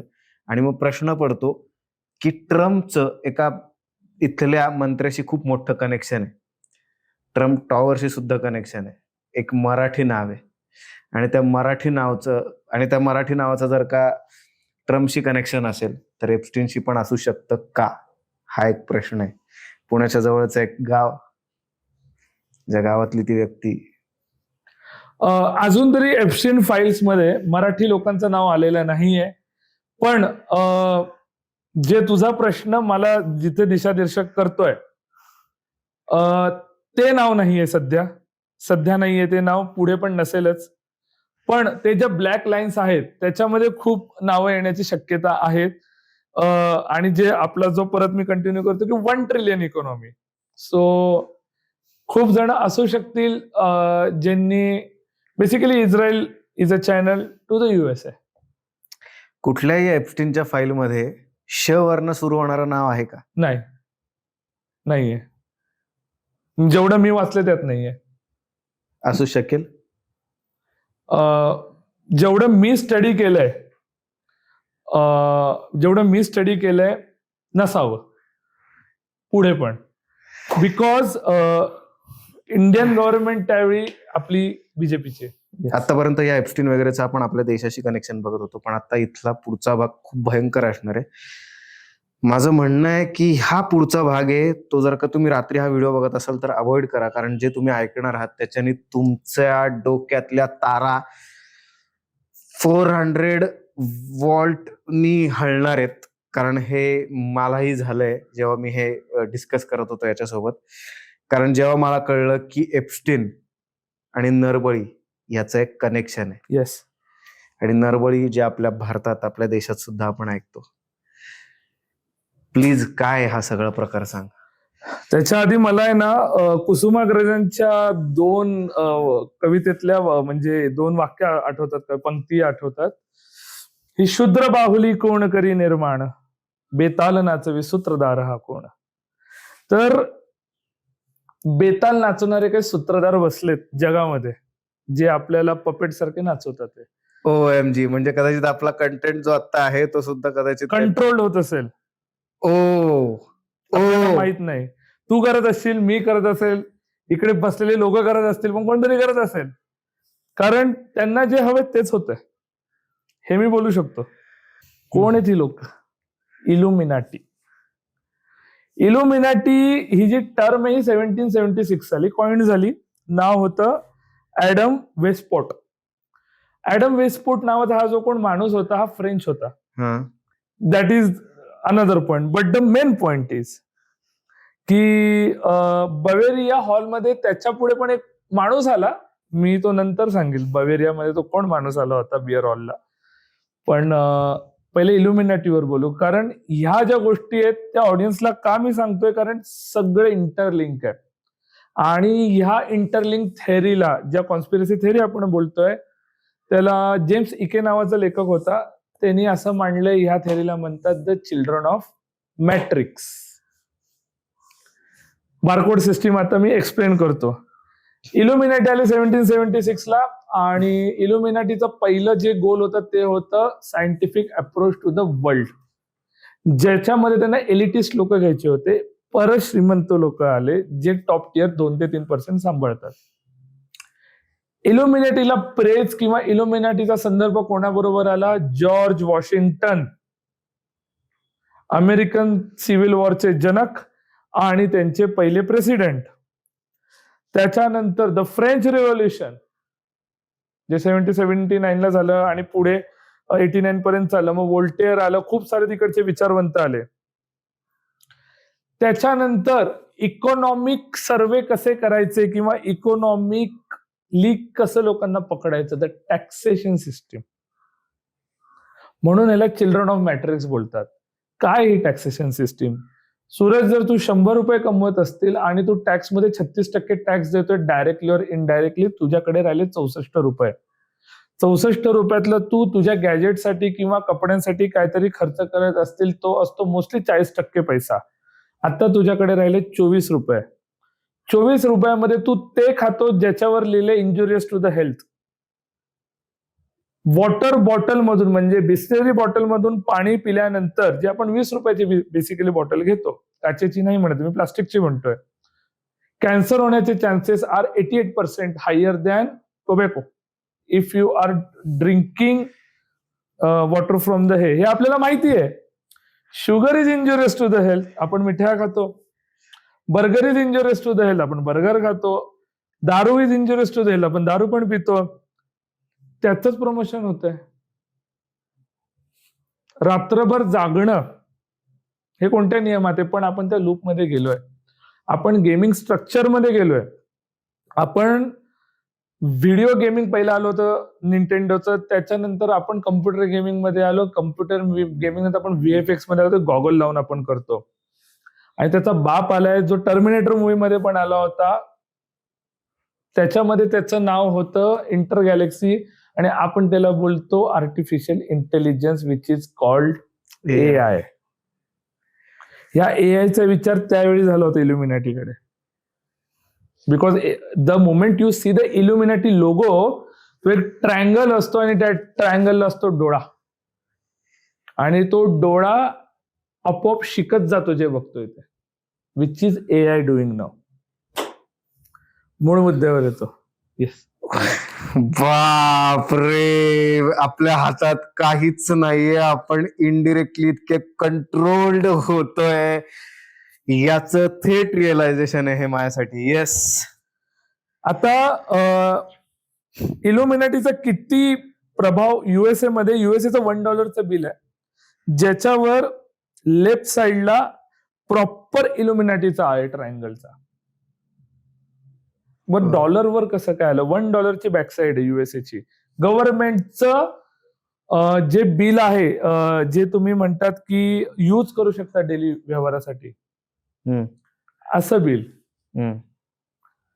म्हणजे इल्युमिनाटीचा प्रभाव कुठपर्यंत डायरेक्टली किंवा इनडायरेक्टली यातून दिसतं. काही जण म्हणतात की Illuminati is just a theory, that is not a elitist network, but there is एक मॉडेलचा व्हिडिओ आलेला होता, विच इज लाईक 12-15 वर्ष जुना व्हिडिओ आहे, आणि ती लॉस एंजल्स मध्ये होती. आणि ती एका पार्टीमधून बाहेर आली, ती म्हटली लोक इथे मांस खात आहेत, लोक लहान लहान मुलांच्या आणि छोट्या छोटे बाळांच्या आणि नॉर्मल डेड बॉडीजला प्रॉपर रोस्ट करून खातात. लोक वेडी आहेत, लोक रक्त पितात आहेत, ह्युमन बॉडीज. आणि this is in a Los Angeles. ती बाहेर आली होती. त्यावेळी लॉस एंजल्स मध्ये आणि फ्लोरिडामध्ये सगळ्यात जास्त ऍक्टिव्ह कोणाचं नेटवर्क होतं? घेस्लिन मॅक्सवेलचं. घेस्लिन मॅक्सवेल डायरेक्टली PA कोणाची आहे? एप्स्टीनची. So is that connection again go to the Epstein? हा एक प्रश्न येतो. इल्युमिनाटीवर येऊ आपण. इल्युमिनाटीला म्हणतात सेलिब्रिटी कल्ट. खूप अशा कल्ट्स आहेत, पण Illuminati is the foundation of all cults. इल्युमिनाटीमध्ये खूप मोठे सेलिब्रिटी आहे. देर इज वन, आपण आता इंस्टाग्राम यूज करतो त्यावेळी तुम्ही ना एक हुक ऐकतात, शी नोज, शी नोज, शी नोज. ह्या शी नोज आहे ना, हे बियॉन्सेशी रिलेटेड आहे. एक टुपॅक म्हणून रॅपर होता, ज्याला अंडरग्राऊंड रॅपर म्हणायचंय. आपल्याकडे पण खूप अंडरग्राऊंड रॅपर, खूप बाप रॅपर आहे. एक संबाट आहे, MC स्टॅन. मी पुण्याचं नाव घेईल स्पेसिफिकली, कारण मी पुण्याचं, आपण पुण्याचं. तर टुपॅक हा देव आहे रॅपर्सचा. असं म्हणतात की टुपॅकने डायरेक्ट हुन्नस घेतली होती इल्युमिनाटीशी. इल्युमिनाटी म्हणजे ते एलिटिस्ट नेटवर्क, जिथून त्यांनी जे बेसिकली काय असतं की अमेरिकनची जी सिस्टीम आहे म्युझिकची, ती कंपोजर सिस्टीम आहे. म्हणजे जे कंपोजर आणि आर्ट गॅलरी असते त्यांच्या हातात असते. टुपॅकने स्वतःची काढली आर्ट गॅलरी. टुपॅक बोलला मी स्वतः कंपोज करतो. So that is a revolt. तर असं म्हणतात की त्याला मारलं गेलेलं आहे. टुपॅकचा खून झालाय, पण तो गँगवर होता का इथपासून येते. अजूनही टुपॅकला, म्हणजे आता जसं सिद्धू मुसेवालाचं प्रकरण झालं, त्याच्या इंटू 1000 पकड एवढा टुपॅक प्रसिद्ध होता. म्हणजे जर टुपॅक आता जिवंत असता तर तो मायकेल जॅक्सनच्या लेवलला गेलेला असता. 22-23 वर्षाचा माणूस मेलाय, मुलगा होता छोटा टेक्निकली. मूळ मुद्द्यावर येतो. खूप सारे तुम्ही अवॉर्ड फंक्शन्स बघतात, देर इज नो नीड की ज्यावेळी टेलर स्विफ्ट अवॉर्ड घेत होती, कायने नावाचे खूप मोठा त्यांचा एक आहे म्युझिक आर्टिस्ट, तो स्टेजवर येतो आणि म्हणतो Beyonce is the greatest artist than Taylor Swift. आणि टेलर स्विफ्ट त्याकडे बघते. त्याच्यानंतर आणखीन 2 आर्टिस्टला अवॉर्ड भेटलाय ज्यांनी बियॉन्सेला थँक्स नाही बोललंय. आणि त्या कोणत्या ना कोणत्या ह्याच्यामध्ये एक तर मर्डर झालाय, नाही तर सुसाईड केलंय. सो असं म्हणतात Beyonce is the focal point for the illuminati. This is a conspiracy theory, this is not a return. कोण कोण नाव येतं त्याच्यामध्ये? Madonna, Jay Z, Beyonce, Kanye West, Billie शेली. इंडियामध्ये पण आहेत नावं काही. There is one very great Punjabi song करने वाला, दलजीत दोसांझ. येस, दलजीत दोसांझ. तर त्यांनी पण इल्युमिनाटीचं केलेलं होतं हे. आणि दलजीत दोसांझ पण तो तर म्हणला असं काही नव्हतं, तो एक योगायोग होता, जस्ट मी तर ते शिवाचं आहे वगैरे असं. शिवाचा ट्रायंगल मी पहिल्यांदा बघतोय, टू बी ऑनेस्ट. शिवाचा कधी ट्रायंगल येतो? इफ यू सी, ओम करायचं तर मग काहीतरी दुसरं काहीतरी हे करायला पाहिजे होतं. इल्युमिनाटी मग तू जीप का काढलीस बाहेर? इफ यू सी, त्यांनी हे करून जीप पण बाहेर काढलेली होती. I am not saying he is illuminati, but again वही आती थेरी की तू इल्युमिनाटीचा आहेस का रे बाबा. Elvis Presley who was connected to the witchcraft. Witchcraft पुढे येणार आहे. इल्युमिनाटी आलं की सॅटर्न येतो, सॅटर्न आलं की कल्ट येतात, कल्ट आलं की हिटलर येतो, आणि हिटलर आलं की रास्पुतीन येतो. सगळं कनेक्टेड आहे. पण हे जे आहे हे कुठे वळते इल्युमिनाटीचं? रेप्टॅलियन थेअरीला आणि the children of the matrix. Childrens of the matrix काय नक्की? चिल्ड्रन ऑफ द मॅट्रिक्स हे 2002 ला बुक आलेलं, आणि त्याच्यानंतर एक मॅट्रिक्स नावाचा मूवी पण आला. त्याच्यामध्ये त्यांनी काय सांगायचा प्रयत्न केलाय की जी western philosophy versus Indian philosophy, ह्यात इंडियन फिलॉसॉफी का जिंकते? कारण इंडियन फिलॉसॉफी स्वतःचा शोध घेण्याचा प्रयत्न करते. तमसोमा ज्योतिर्गमय, मृत्योन्मा अमृतगमय. किंवा आता तू शिवतांडव बघ, जटा टवी गलत जलत प्रवाह पावि तस्खले गलेवलंबलंबिताम भुजंग तुंग मालिका. Whenever we use this word, हे वर्डतून कंपन्या तयार होतात. आपल्या वेदांनी आपल्याला श्रुतीने शिकवलंय. म्हणजे काय म्हणायचंय मला इकडे, की आपण लिखाण असं ते जे युएसए सिस्टीम आहे तसं नाही शिकलोय, आपण नेचरशी कनेक्ट होऊन शिकलोय. सो वी आर ज्यादा कनेक्टेड टू द नेचर. पण वेस्टर्न फिलॉसॉफी काय म्हणते? प्रॅक्टिकल ऑथॉरिटेरियन आहे त्यांचं, की असंच पाहिजे. आता कार्ल मार्क्स तो फायनान्शियली जास्त बोलतोय, व्होल्टेअर तो सोशली जास्त बोलतोय. इंडियन फिलॉसॉफी तसं नाही बोलत. इंडियन फिलॉसॉफी इंटरनली जास्त बोलते, स्वतःचा स्वतःमध्ये असलेला शोध म्हणजे इंडियन फिलॉसॉफी. इल्युमिनाटी बद्दल जेव्हा आपण बोलतो, जे की एप्स्टीनशी कनेक्टेड आहे असं तुझं म्हणणं आहे, त्याच्यासोबत अजून एक तू सांगितलं अनुनाकीज, जे इल्युमिनाटीशी कनेक्टेड आहे. Yes.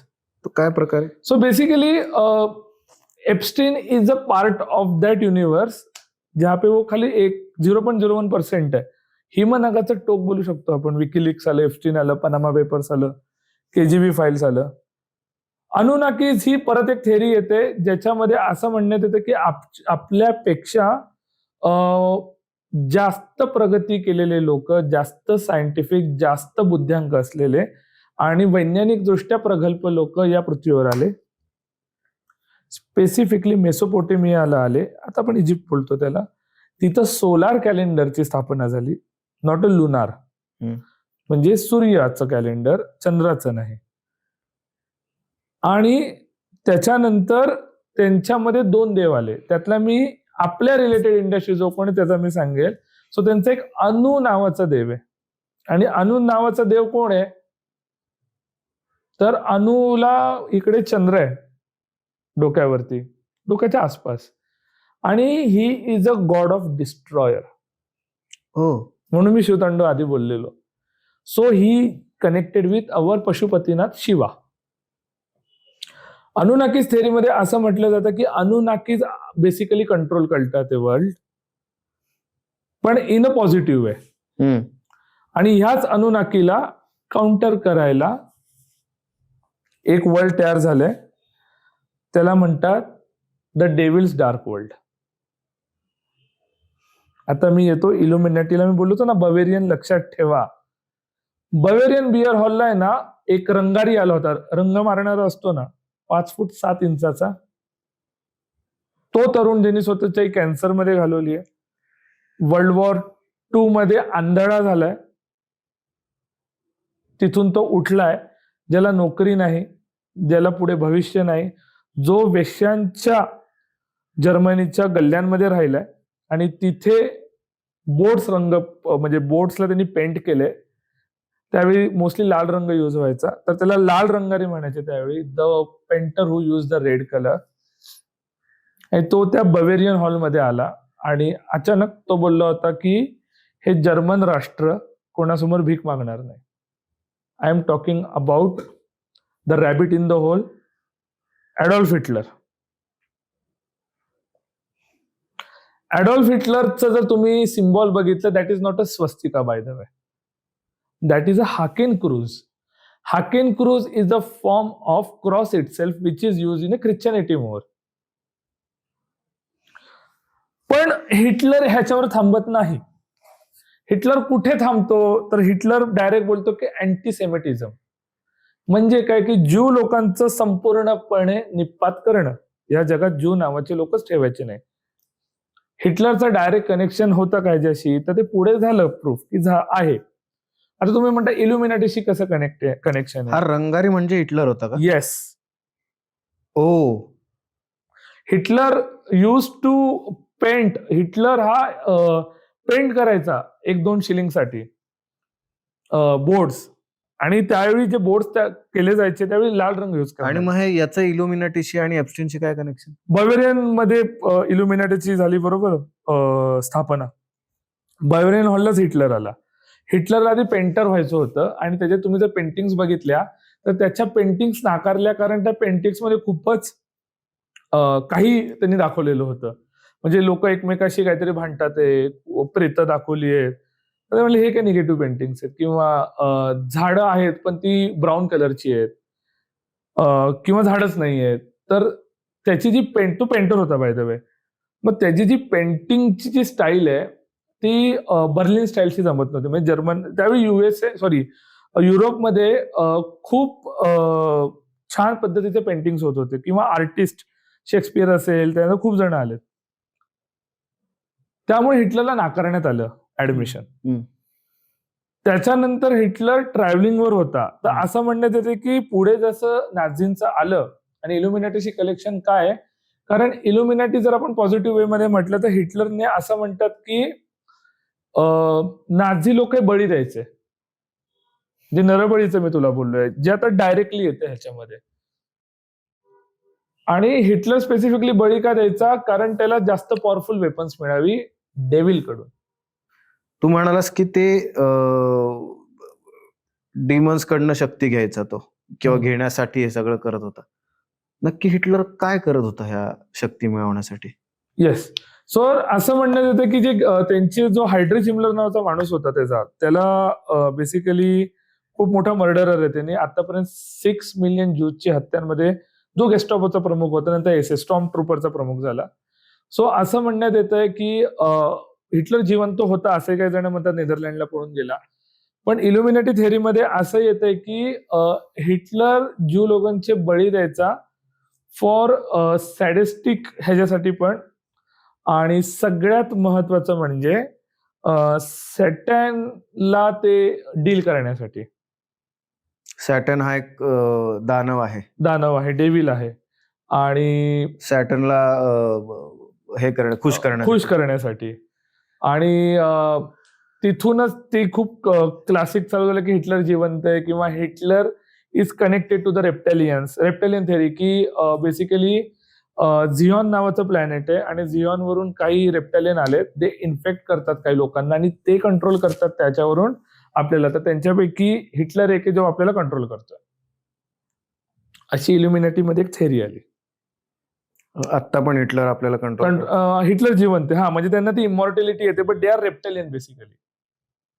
So Journey to the Centre of the Earth नावाचा पिक्चर आहे, त्याच्यामध्ये हा एक भाग आलेला आहे.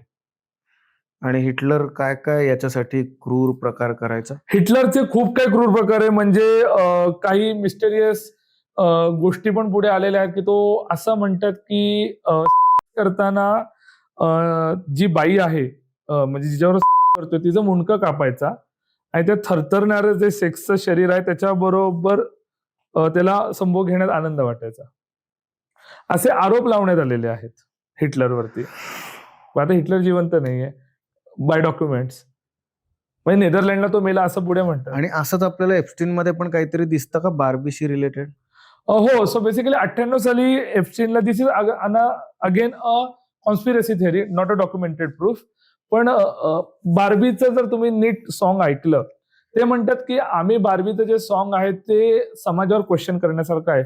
पण ज्यावेळी तुम्ही नीट ऐकता, I am a Barbie girl in the Barbie world, undress me, you can use me everywhere, you can brush my hair. So undress, असे जे काही प्रश्न येतात, आणि हे लहान मुलांसाठीची गाणं होतं. ते खूपच काय म्हणतात, लहान मुलांसाठी नीट नव्हतं. टेक्निकली जर तुम्ही ते नीट ऐकलं तर म्युझिक ठीक आहे. आणि 98 सालीच एप्स्टीनने एक प्रकरण आलं, ज्यात त्यांनी 14 वर्षाच्या मुलीबरोबर अत्याचार केलेले होते असं सांगण्यात आलंय. सो दिस इज डॉक्युमेंटेड, म्हणजे एप्स्टीनचा जो आरोप आहे. आणि 97ला त्याच कालखंडात बार्बीचं सॉन्ग आलंय. सो ते by not documentation but conspiracy theory interlink होऊ शकतं. एप्स्टीन सारखं अजून दुसरीकडे वेगळं काहीतरी तसंच आत्ता चालू असेल का? एप्स्टीन सारखं वेगळं जर आपण इंटरलिंक करायला गेलं तर असू शकतं, there is a chances, but for sure this is not in India, China and Russia. हे असे तर वेस्टर्न वर्ल्डमध्येच असेल, कारण आपल्या ह्या तीनच कंट्रीवर आत्ताच्या ह्याच्यामध्ये खूप वाईट अटॅक होतोय. तो मॉरली होतोय, फंडामेंटली होतोय आणि प्रोफेशनली पण होतोय. मित्रांनो, हा व्हिडिओ तुम्हाला जर का आवडत असेल तर ह्या व्हिडिओला खूप महत्व आहे. आपल्या घरातल्या छोट्या मुली तसंच वेस्टर्न वर्ल्डमध्ये सुद्धा असतात, आणि हा सगळा प्रयोग तुम्हाला शहाणं करण्याचा. आणि जर का तुम्ही ह्यातनं शहाणे होताय तर प्लीज ह्या व्हिडिओला जास्तीत जास्त हाईप करा, जेणेकरून तो युट्यूबवर ट्रेंडिंगवर येईल आणि जास्तीत जास्त लोक शहाणी होतील, सुज्ञ होतील आणि याचा डीपली अभ्यास करतील. कारण आता पण आम्ही जे करतोय, जिथे कॉन्स्पिरसी आहे तिकडे कॉन्स्पिरसी सांगतोय, जिथे प्रूफ आहेत तिकडे प्रूफ सांगतोय. सो प्लीज जास्तीत जास्त या व्हिडिओला हाईप करा. येस. सो मला पुढचा तोच प्रश्न विचारायचा होता. तू म्हणलास डेव्हिल थेअरीशी याचं बऱ्यापैकी कनेक्शन दिसतं आपल्याला, आणि जरा ते डेव्हिल कनेक्शन ह्या एप्स्टीनचं आम्हाला सांग, ह्या इल्युमिनाटीचं आम्हाला सांग. या हिटलर किंवा ज्या गोष्टींचा असेल त्याचा आम्हाला सांग. का मी डेव्हिल बोललो, कारण डेव्हिलचं कसं आहे, ज्यावेळी आपण डेव्हिल हा शब्द वापरतो, डेव्हिल म्हणजे डिमन, डिमन म्हणजे राक्षस. राक्षस हा त्या गोष्टी करायला लावतो जो देव बनत नाही. मग बळी आले, नरबळी आले, किंवा आता हे जे एप्स्टीन प्रकरण करतोय, आणि त्या लोकांना हे चांगलं का वाटतं, कारण he questions the society in a negative way, not a positive way, betterment साठी नाहीये.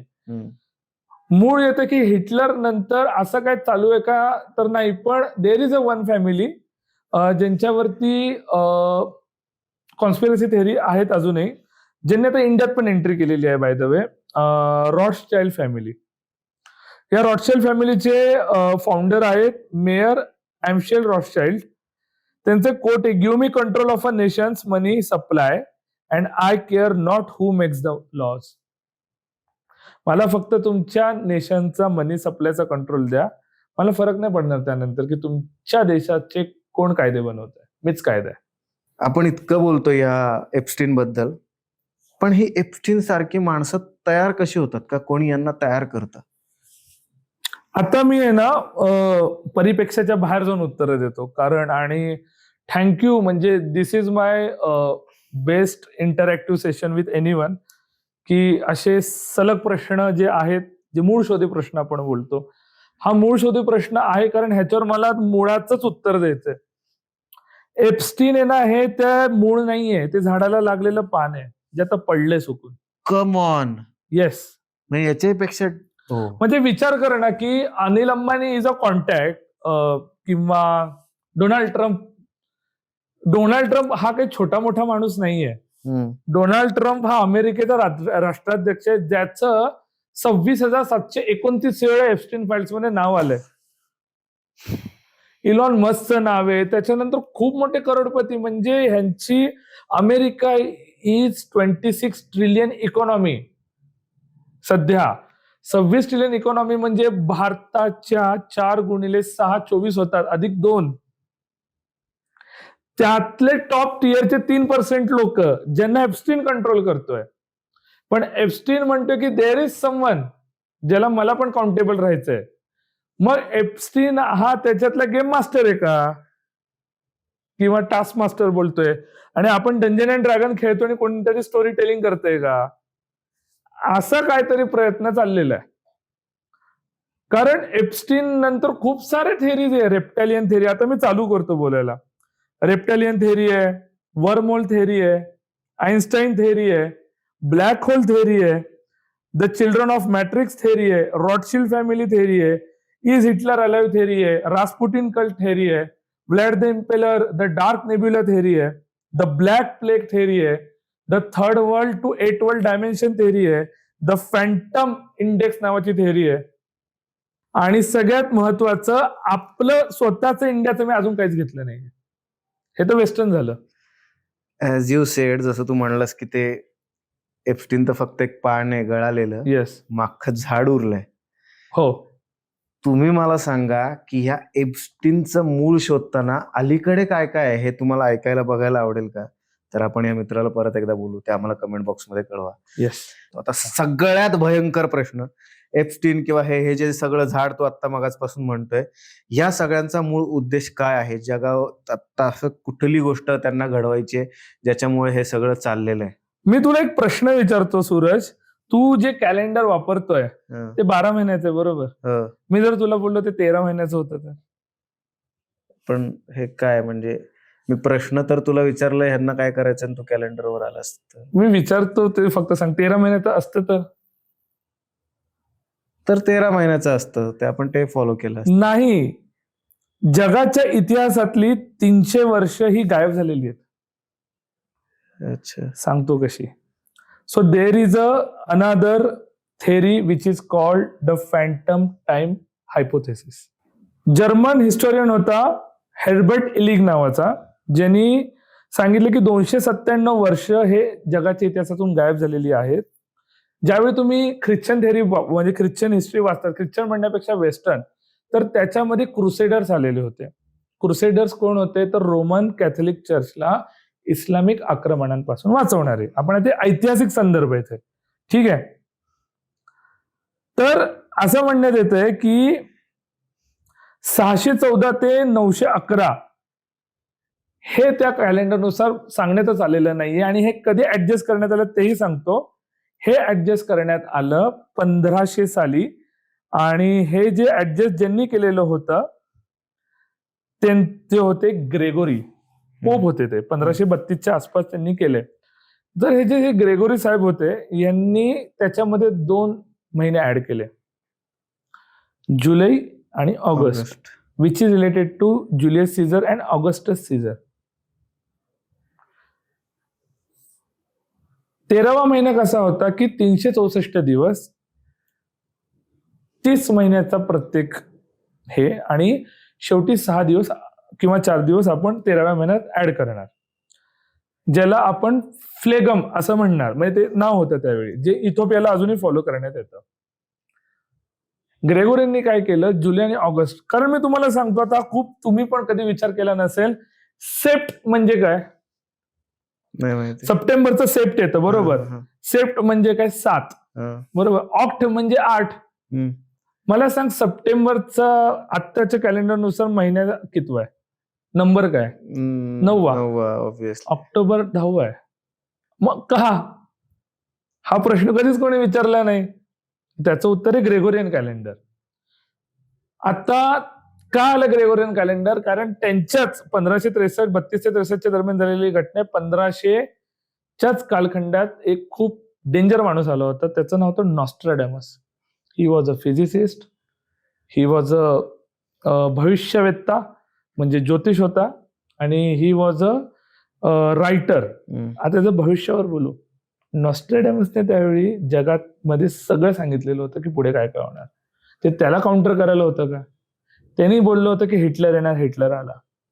त्यांनी बोललं होतं ट्रम्प येणार, ट्रम्प आला. त्यांनी सांगितलेलं होतं त्यावेळी 2012 साली जगाचं एंडिंग होणार आहे. आता मी मूळ मुद्द्यावर येतोय. ग्रेगोरियन कॅलेंडर नुसार जर आपण गेलो तर त्यावेळी 2019 चालू होतं आणि 2012 मध्ये वर्ल्डचं एंड झालं नाही. तर आपण फार हसलो, नॉस्ट्राडॅमस खोटारड आहे ते. पण आपण एक विचार केला नाही की अजून एक या भारतात देश आहे इथिओपिया नावाचा, जो सोलार कॅलेंडर वापरतो, ज्याने ग्रेगोरियन कॅलेंडरचा स्वीकार केलेला नाही, जो जुलियन कॅलेंडर वापरतो. आणि त्यांच्या जगामध्ये, त्यांच्या कॅलेंडरच्या जगामध्ये, ज्यावेळी आपले ते वुहानला 16 नोव्हेंबरला आउटब्रेक झाला, तर त्यांच्या इथिओपियाच्या ह्याच्यामध्ये त्या दिवशीची डेट होती 16 नोव्हेंबर 2012, जे नॉस्ट्राडॅमसचं भविष्य होतं. अजून पुढे येतो. नॉस्ट्राडॅमसने हेही लिहून ठेवलंय 2020ला डिसेंबरच्या आसपास पूर्वेकडील नद्यांचा देश आणि मोठ्या भिंतीचा देश डरकाळी फोडणार आहे पश्चिमेकडल्या देशांबरोबर. म्हणजे युद्ध होणार आहे. ते युद्धाचं कारण कदाचित पाणी असू शकतं किंवा तेल असू शकतं, लिक्विड असू शकतं. If you see current context, Donald Trump जे भांडतोय ते तेलावरून भांडतोय. तो म्हणतो रशियन ऑइल घेऊ नका. पण तुम्ही परत म्हणा ते तर 2020ला होतं रे. पण आता इथे परत इथिओपियन कॅलेंडर येतं. तो जो आकडा येतोय तो येतोय 2027 ते 28च्या दरम्यान. So get ready for many interested असं फ्युचर, ज्याच्यामध्ये कदाचित स्वतःच्या डिव्हाइसेसवर पण लक्षात ठेवा, माहित नाही तुम्ही पण चिल्ड्रन ऑफ मॅट्रिक्स असू शकता. सो एवढं सगळं आहे. आणि जे मला हिंट दिली असतो की 2027-28 ला थोडं सावधान राहा, कारण त्याच्यानंतर वर्ल्ड वॉरची चिन्ह दिसायला लागलेली आहेत. आणि हा एप्स्टीन वगैरे यांचं सगळं नेटवर्किंग याच्यासाठी कदाचित असेल. आणि हे तर फक्त एक पॅद आहे आपण म्हणू शकतो, पण काहीतरी मोठं घडवण्यासाठी, रचण्यासाठी हे सगळं चालू असेल. खरं तर हा व्हिडिओ मला स्पेसिफिकली असं वाटतं की मल्टीलिंग्वल असायला पाहिजे होता, कारण हा प्रत्येकाने बघायला हवा असं मला वाटतंय. पण असो, आपण सगळे नशीबवान आहोत की आपल्याला हा व्हिडिओ मराठीत बघायला मिळतोय. हा व्हिडिओ हाईप करायचा विसरू नका. हा व्हिडिओ शेअर करायचा विसरू नका. याला जास्तीत जास्त कमेंट्स करा. सगळ्यात महत्वाचा मित्र, तू इकडे आलास आणि या मित्रावर प्रेम व्यक्त करायला विसरू नका, कारण इतक्या ब्लंट गोष्टी मांडणं, इतका डीप रिसर्च करणं, अगदी माणसाचा शोध घेता घेता दानवापर्यंत पोहोचणं, हे खूप अवघड प्रकरण आहे. आणि तू इकडे आलास, थँक्यू सो मच. म्हणजे थँक्यू सूरज, मला इथे बोलवल्याबद्दल. आय होप मी परत पॉडकट्ट्याच्या ऑडियन्सशी जॉईन होईल आणि येस, आपण अजून ह्याच्यावर बोलू. नक्की भेटूयात पुढच्या पॉडकट्ट्यामध्ये. तोपर्यंत धन्यवाद.